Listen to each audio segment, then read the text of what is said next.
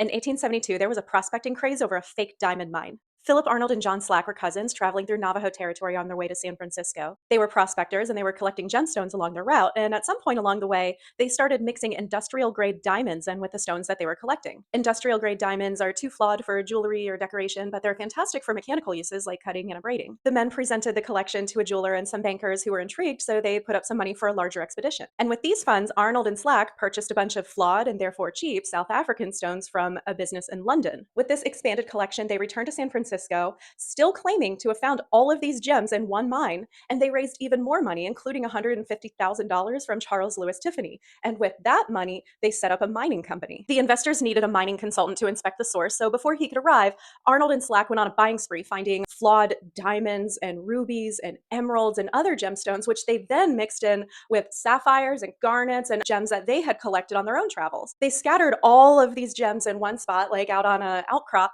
and they invited the consultant over to take a look. He completely bought it, and his glowing assessment of this incredibly rich mine attracted 20 more really wealthy, high profile investors. They bribed a congressman to pass legislation allowing for diamond mining on federal land, and the two cousins sold their stake in the mining company for $660,000, which in today's money is over 18 million. A little while later, a geologist who had just completed a government survey of the region happened to meet the diamond mine consultant on a train. The geologist team had found no diamond field, so hearing this incredible story about all of these amazing, rare, valuable gemstones just lying out in the open in the area where he just was, that his team completely missed, put up a red flag. That, and as a geologist, he understood how different gemstones form. So he called BS on the idea that all of these rare, different minerals formed in the same single deposit. He went to the site, confirmed his suspicions that the entire thing was a hoax, and he notified all of the investors who pulled out of the mining company and the mine, and the scheme collapsed.